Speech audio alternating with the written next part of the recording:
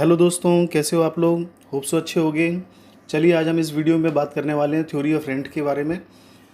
Actually जब हम theory of rent की बात करेंगे तो हमें यहाँ पे दो थ्योरी कंपेरेटिव, जो हम लोग हर वीडियो में करते हैं, कंपेरेटिव स्टडी एनालिसिस करते हैं, तो वो कंपैरिजन हम यहाँ पे करने वाले हैं दो थ्योरी के बारे में, रिकार्डियन थ्योरी ऑफ रेंट के बारे में और मॉडर्न थ्योरी ऑफ रेंट के बारे में। ठीक है, तो दोस्तों बने रहिए वीडियो के साथ और देखिए दोनों में क्या डिफरेंस है और क्या उसके पीछे लॉजिक है। जब हम बात करते हैं रिकार्डियन थ्योरी ऑफ रेंट की, तो देखो ये रिकार्डो किसने डेवलप करी ये थ्योरी? रिकार्डो ने। तो जब रिकार्डो ने ये थ्योरी डेवलप करी तो ऑब्वियस सी बात है, he was the classical economist. ठीक है, वो क्लासिकल इकोनॉमिस्ट लॉबी के हैं।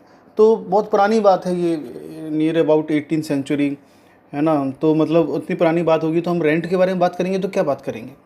हम रेंट के बारे में बात करेंगे तो उस वक्त जैसे अभी भी देखेंगे आप, तो एग्रीकल्चर जो है ना, वो किराए पे, अब तो खैर बहुत सारी चीज़ें किराए पे दी जाती हैं, मॉल बन गए हैं, ठीक है, फ्लैट्स बन गए हैं, अब तो सब किराए पे दिए जाते हैं। तो पहले तो ये सब होते नहीं थे। तो फिर क्या किराए पे? तो पहले जो कल्चर चला करता था वो लैंड के बारे में चला करता था कि भाई ज़मीन किराए पे दी हमने, खेत किराए पे दिया, बटाई बोलते हैं जिसको, कुछ लोग जानते होंगे। तो बटाई पे हमने किराए पे दिया उसको।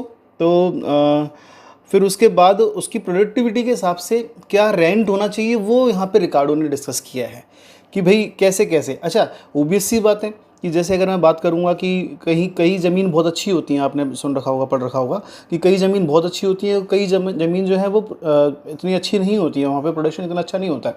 जैसे शरबती गेहूँ है, तो ये हमारे एमपी में यहाँ पे शरबती गेहूँ वगैरह काफ़ी अच्छा क्वालिटी वाइज है। अगर हम किसी और जम्मू कश्मीर में बात करें कि वहाँ पे नेचुरल कंडीशन है ही नहीं है, क्लाइमेट कंडीशन है ही नहीं है ना। तो क्या वो चीज़ प्रोड्यूस हो सकती है वैसे उस हिसाब से? तो वो जो नेचर है, ये नेचर की खूबी है। उन्होंने बोला कि इसलिए प्रोडक्शन जो है वो हर लैंड का अलग है, तो क्या रेंट भी अलग नहीं होना चाहिए? चलिए ज़रा देखते हैं उन्होंने क्या बोलना चालू किया। यहाँ पे बोलते हैं rent is that part of produce of earth which is paid to the land. Rent क्या है? Produce of earth. देखो, इकोनॉमिक्स में बात होगी तो प्रोडक्शन की बात होगी, प्रोडक्शन तो ज़रूरी है ना। तो कहीं ना कहीं किसी न रेंस में यहाँ पे प्रोडक्शन है, तो और उसी प्रोडक्शन के बेसिस पे यहाँ पे रेंट डिटरमाइन करने की बात करी रिकार्डो ने, है ना। तो देखिए, produce of earth which is पे टू द लैंडलॉर्ड, जो हम लैंडलॉर्ड को पे करते हैं for the use of original and indestructible power of the soil. जितनी सॉइल की पावर है उतना ज़्यादा रेंट है ना। उसी हिसाब से यहाँ पे बात करिए, जितनी ज़्यादा सॉइल की पावर होगी उतना ज़्यादा रेंट होगा। तो जब हम यहाँ पे रेंट की भी कंडीशन बात करते हैं तो हम यहाँ पे बात कर ही रहे हैं कि भाई कंपैरिजन ज़रूरी है, एक डिफरेंशियल ज़रूरी। मैं बात का वर्ड क्या बोल रहा हूँ? डिफरेंशियल। वही डिफरेंशियल रेंट यहाँ पे इन्होंने कंसीडर किया हुआ है। उन्होंने बोला कि भाई रेंट सबका डिफरेंस होना चाहिए, अलग अलग होना चाहिए, है ना। Difference in the productivity of various piece of land. उन्होंने वही डिफरेंस के बारे में बात करी है।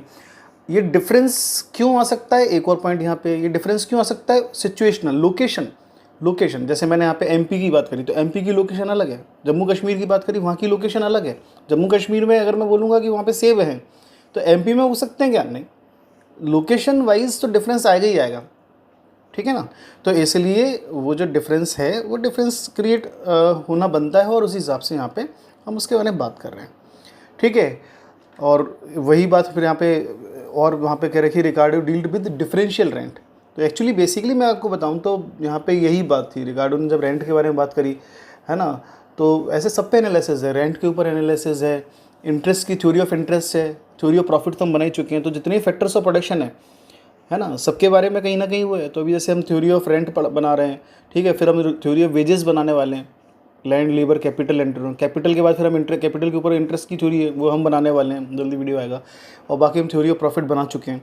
तो सभी चीज़ों के ऊपर अलग अलग ऑथर्स ने थ्योरी दे रखी हुई है। तो रिकार्डो डील्स विद डिफरेंशियल रेंट। अब यहाँ पे बात करते हैं क्या, चलिए देखना चालू करते हैं कि कैसे डिफरेंशियल रेंट को वो करते हैं। According to him, rent was a differential surplus which accrue to the superior land over inferior land. वो कहते हैं देखिए, एक इन्फीरियर लैंड है, सुपीरियर लैंड। आप ये मान के चलिए कि जैसे राम है, राम के पास कोई ज़मीन है, हमने उससे जाके और इसका रेंट पूछा कि भाई कितना रेंट है, तो उसने बोला कि मैं 10,000 रुपये लूँगा। अब हम शाम के पास पहुँचे, शाम से पूछा कि भाई आपका रेंट कितना है, तो उसने बोला कि मैं 15,000 लूँगा। तो आप एकदम से, भाई वो 10 में दे रहा है, तू 15 क्यों, तेरे 15 क्यों? तो एक्चुअली जो है, मतलब यहाँ पे हमें 10,000 तो पे करना ही है, चाहे राम को चाहे शाम को पे करने हैं। लेकिन हम शाम के लिए हम यहाँ पे बात कर रहे हैं तो क्या सोच रहे हैं कि यार यहाँ पे इसने 15,000 बोले हैं, 5,000 रुपये हम यहाँ पे देते हैं, तो मुझसे पूछेंगे भाई किस बात के हैं, तो बोले मेरी फर्टिलिटी बहुत अच्छी है, मेरी जो सॉइल है, मेरी सॉइल का प्रोडक्शन बहुत अच्छा है। तो एक्चुअली जो 10,000 है वो तो कॉमन पार्ट हो गया, वो तो मुझे देनी देना है। मैं 5,000 और एफर्ट्स लगाने की बात कर रहा हूँ कि भाई 5,000 मैंने और एफर्ट्स लगाए और उसको वो किया, तो that is the differential rate. ठीक है ना, समझे डिफरेंशियल क्या, कि वही 10,000 से 15,000 हुए, तो वो डिफरेंस एक्चुअली डिफरेंशियल जो रेंट है वो डिफरेंशियल रेंट कहलाया।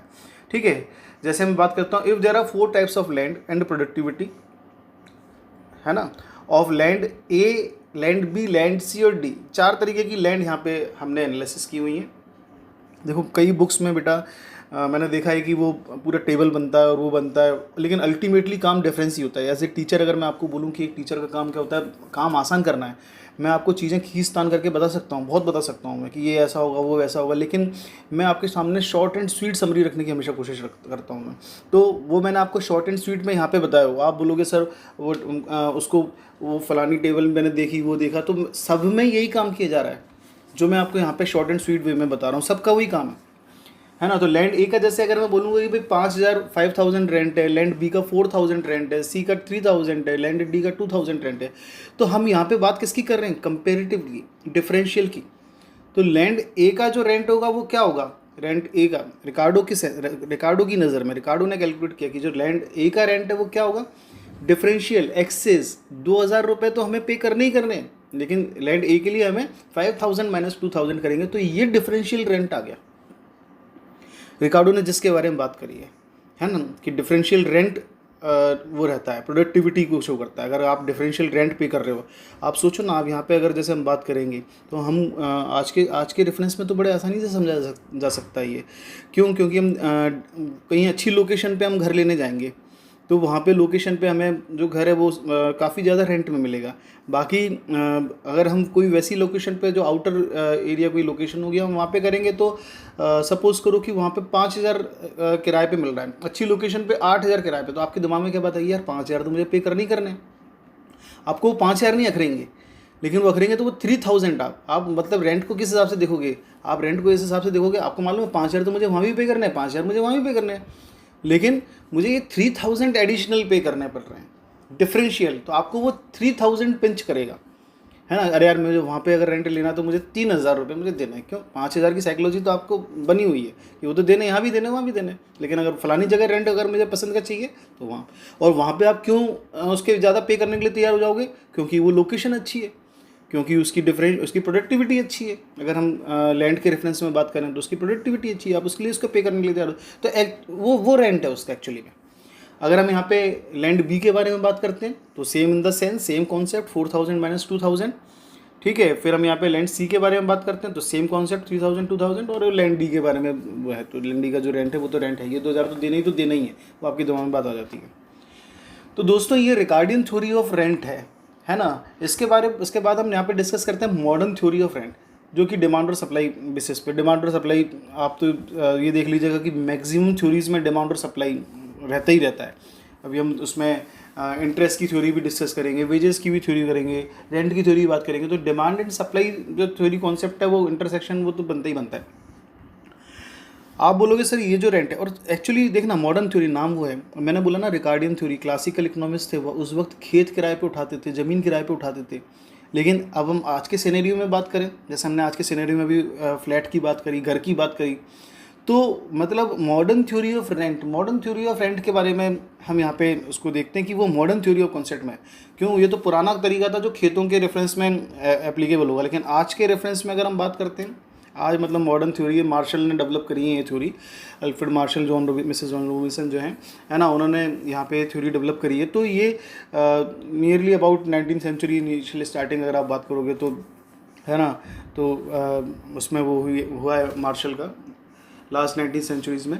तो उस वक्त के लिए क्या रेंट की थ्योरी मतलब सूटेबल थी, क्योंकि उस टाइम पे अगर मैं बोलूँगा कि चीज़ें डेवलप होना चालू हो गई थी, इंडस्ट्रीज़ डेवलप होना चालू हुई थी काफ़ी अच्छे बड़े पैमाने पे।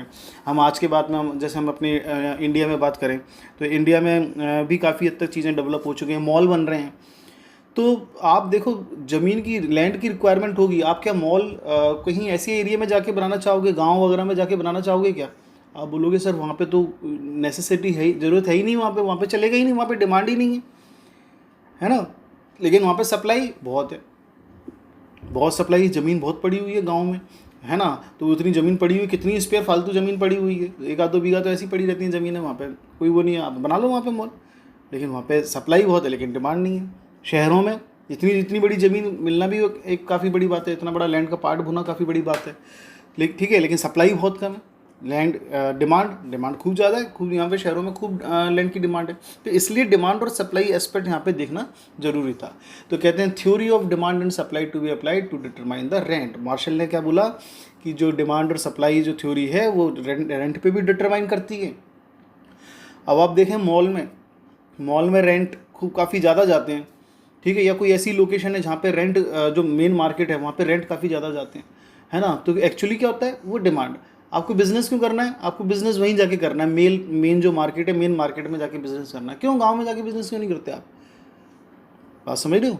तो इसलिए डिमांड और सप्लाई एस्पेक्ट जो होते हैं वो भी रेंट डिटरमाइन करते हैं। आप बोलोगे नहीं मुझे तो मॉल में चाहिए, फलानी मुझे शॉप बड़ी पसंद है, तो बोलेगा सब 40,000 रुपये किराया है, 40,000 रेंट है उसका। तो आप बोलोगे चलो ठीक है, कोई दिक्कत नहीं, आई एम रेडी टू पे, है ना। और अगर ज़्यादा लगा, कोई दूसरे ने बोला 45,000, तो पता पड़ा आपने बोली लगा दी, नहीं 50,000 मैं पे करूँगा। That is demand. क्लियर हो बेटा, है ना। तो वो चीज़ है, उसी के बेसिस पे हम यहाँ पे देखने वाले हैं, डिमांड और सप्लाई बेसिस पे, है ना। तो ये हमारे सामने डायग्राम आ गया, और कहते हैं क्या है कि ये जो इंटरसेक्शन वाला पॉइंट है, ठीक है, ये जो इंटरसेक्शन वाला पॉइंट है ये हमारा रेंट डिटरमाइन करेगा। डिमांड और सप्लाई, जहाँ पे डिमांड और सप्लाई इंटरसेक्ट हो जाती है वो हमारी डिमांड है। अगर डिमांड ज़्यादा है, अगर डिमांड ज़्यादा इंक्रीज़ हो जाएगी तो फिर हमारी जो प्राइस है, जो रेंट है, वो रेंट ये ऊपर शिफ्ट हो गया, मतलब किराया बढ़ जाएगा। डिमांड बढ़ेगी तो क्या, रेंट इंक्रीज़ होगा, ठीक है। अब अगर डिमांड डिक्रीज़ होती है तो ये रेंट हमारा डिक्रीज़ हो जाता है ना। अच्छा एक चीज़ देखना, सप्लाई, आप बोलोगे सर सप्लाई इंक्रीज़ और डिक्रीज़ क्यों नहीं कर रहे हो, क्या बोलते हो, सप्लाई इंक्रीज़ डिक्रीज़ हो सकती है रेंट की सप्लाई इंक्रीज़ और डिक्रीज़, लैंड की, ज़मीन की सप्लाई इंक्रीज़ हो सकती है क्या। आप बोलोगे सर ज़मीन तो जितनी है उतनी है, बिल्कुल सही बात है, उसको कैसे इंक्रीज़ करोगे। बिल्कुल, अगर आप ये बात अगर आपके दिमाग में आ रही है तो वो क्लासिकल थ्योरी में वो है, रिकार्डो की जो थ्योरी थी उन्होंने यही बोला था उसमें कि भाई सप्लाई ऑफ लैंड जो होता है वो बिल्कुल फिक्स रहता है, उसमें आपका कोई वो इन्वॉल्वमेंट नहीं रहेगा। फिर आप बोलोगे सर सप्लाई अगर थोड़ा सा मैं थोड़ा सा कर रहा हूँ, थोड़ा सा पकड़ने की कोशिश करना लॉजिक को, है ना, यहाँ पे थोड़ा कॉन्सेप्ट थोड़ा फोकस करना। अगर यहाँ पे सप्लाई ऑफ लैंड फिक्स है, आप बोलोगे सर सप्लाई जो आपकी जो लाइन थी वो वर्टिकल बनना चाहिए था, मैं बोलूँगा कि नहीं, यहाँ पे मॉडर्न थ्योरी ने सप्लाई जो है वो सप्लाई फिक्स्ड नहीं बोली है। क्लासिकल थ्योरी तो उन्होंने तो वो बोला था कि सप्लाई फिक्स्ड रहेगी, और उनका डायग्राम जो जाएगा वो वर्टिकल डायग्राम जाएगा सॉरी।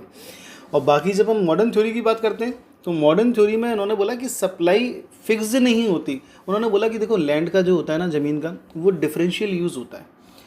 कोई जो मोटिव होता है वो लैंड की डिमांड का, वो अलग अलग होता है, हर जगह जो डिमांड का अलग अलग वो रहता है फैक्टर, वो उन्होंने यहाँ पे बताने की कोशिश की हुई है।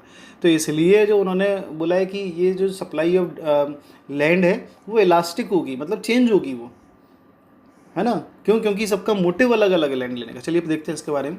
Demand for land is derived demand. जो डिमांड है, ज़मीन की जो डिमांड है वो डिराइव्ड डिमांड, देखो खुद ही निकल के आती है। जैसे आप मैंने बताया ना, मेन मार्केट में आपको लेना है लैंड, तो ये डिराइव डिमांड है। आप बोलो उसके लिए 50,000 रुपये रेंट भी देने के लिए तैयार हो, that is derive demand. Second point is higher the demand for goods, land of the demand will be high और हायर रेट। अगर डिमांड की जो है गुड्स की अगर ज़्यादा वो है ना, तो उसके लिए किराया भी ज़्यादा में लगेगा आपको। जैसे आसाम में अगर चाय की डिमांड बहुत बढ़ जाए तो वहाँ के जो खेत हैं उसका क्या रेंट इंक्रीज़ नहीं होगा, बिल्कुल होगा। आसाम की चाय की अगर डिमांड जो कि है भी हमारी कंट्री में, मतलब अब्रॉड पूरे वर्ल्ड में इसकी डिमांड काफ़ी ज़्यादा है, तो higher the demand for goods, तो वहाँ का उसका रेंट भी ज़्यादा होना चाहिए, है ना। वही चीज़ उन्होंने यहाँ पे बात हुई थी। देखिए फिर ये एक अच्छा लाइन यहाँ पे उन्होंने कॉन्सेप्ट है, इसको और ज़रूर मैं डिस्कस करना चाहूँगा। इसको इसलिए मैंने हाईलाइट किया हुआ है, marginal productivity decrease to the point marginal productivity of land. अच्छा, जैसे मैं ज़मीन का किराया दे रहा हूँ 10,000, इसको ऐसे एक एग्जांपल से समझते हैं। मैं जो रेंट पे कर रहा हूँ वो 10,000 है।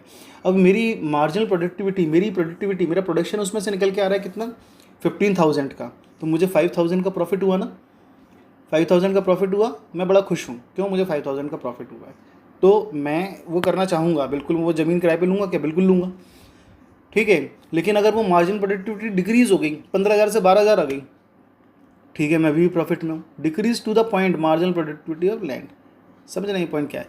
फिर वो 12,000 से मेरी प्रोडक्टिविटी डिक्रीज होकर कितने 10,000 पे आ गई। अब 10,000 मेरी प्रोडक्टिविटी है, रेंट भी मेरा 10,000 है। अब बताओ लोगे क्या किराए पे लैंड? नहीं साहब, अब नहीं। तो जो ये जो पॉइंट है marginal productivity decrease to the point of marginal productivity of land, तो जब प्रोडक्टिविटी डिक्रीज होके लैंड की प्रोडक्टिविटी के उस पर आसपास आ जाती है तो भाई वही हमारा वो हो जाता है। तो यहाँ पे एक वो इंटरसेक्शन पॉइंट है, जैसे मार्जिनल प्रोडक्टिविटी या law of diminishing marginal utility पढ़ते हो, वहाँ पे भी सेम चीज़ है। तो वही चीज़ें यहाँ पे बताएंगे। बाकी यहाँ पे कहते हैं देखिए supply of land is fixed, but वैसे तो सप्लाई ऑफ लैंड क्या होती है? फिक्स होती है, but it has alternative uses, that's why supply is elastic. तो मैंने सप्लाई में यहाँ पे बताया ना। अच्छा, मॉडर्न थ्योरी में पॉइंट नोट करना, मॉडर्न थ्योरी में सप्लाई जो है वो इलास्टिक रहेगी, ठीक है। बाकी जो रिकार्डियन थ्योरी है वहाँ पे सप्लाई जो होगी वो परफेक्टली इनइलास्टिक होगी, है ना। तो ये इसमें बेसिक डिफरेंस है, इसलिए हमने मॉडर्न थ्योरी ऑफ लैंड में इलास्टिक सप्लाई का हमने वो लिया। अगर आपको ये इलास्टिक और ये इनइलास्टिक परफेक्टली इनइलास्टिक समझने में अगर कोई प्रॉब्लम है तो डियर आप ज़रूर डिमांड और सप्लाई के कॉन्सेप्ट्स को एक बार पकड़िएगा, है ना, वहाँ से क्लियर होगी। बेसिकली जैसे हम यहाँ पे क्वेश्चन अराइज हो इसलिए मैंने यहाँ पे मेंशन कर दिया है। बाकी कॉन्सेप्ट हमारा यही है कि डिमांड और सप्लाई जहाँ पे इंटरसेक्ट होगा, अगर बाकी कोई ये वाले उसमें पॉइंट में प्रॉब्लम आ रही है तो आप डिमांड और सप्लाई के इलास्टिसिटी का जो कॉन्सेप्ट है उस पर एक बार ज़रूर फोकस करिए। अभी हमने वीडियो नहीं बनाया है, अगर आप बोलेंगे तो हम उसके ऊपर भी एक वीडियो बना देंगे। तो दोस्तों हमारा ये थ्योरी ऑफ रेंट कंप्लीट हुआ। अगर आपको पसंद आया है तो डेफिनेटली प्लीज़ प्लीज़ प्लीज़ आप इसको सब्सक्राइब करें, चैनल हमारा शेयर करें। नया नया चैनल है, हमें आपकी सपोर्ट की बहुत ज़रूरत है, तो इसको शेयर भी करें, लाइक भी करें, और ज़रूरी आपको जैसा भी इसका फीडबैक अगर आपका है आप मुझे डेफिनेटली बताएं, हम इसमें आगे इम्प्रूवमेंट करेंगे। तो दोस्तों ये वीडियो हमारा यहीं ख़त्म होता है। Thanks a lot.